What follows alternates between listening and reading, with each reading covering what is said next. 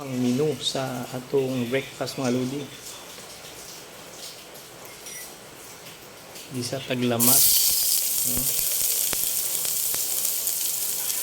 Lutong bahay pa rin.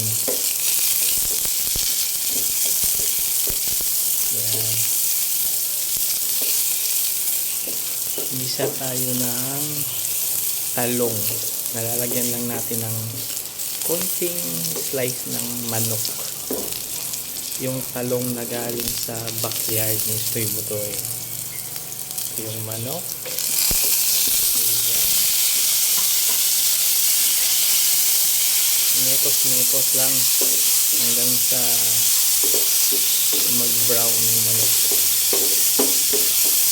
Tapos lagay natin yung ating talong na galing sa backyard ni Stoy Butoy.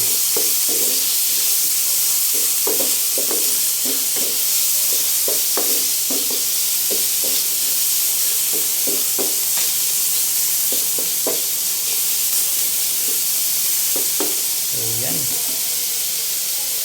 Ito na yung gulay na galing sa backyard mga lodi. Ayan. Gisa lang natin mga lodi. Gisa lang.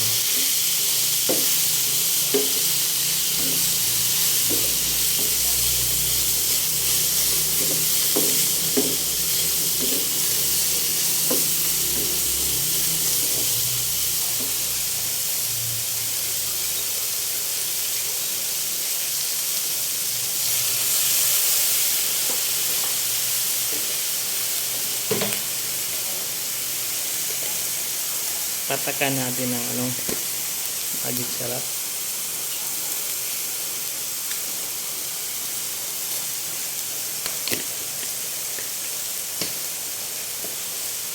Tapos mekos lang hanggang sa maluto.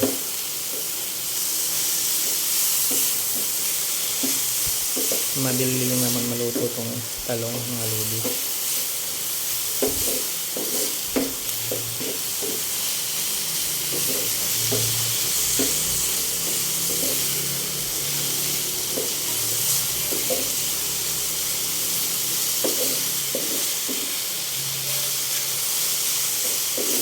Diba? Madali lang lutuin. See? Pag may tanim, may pipitasin, may aanihin. Diba? Libre talong.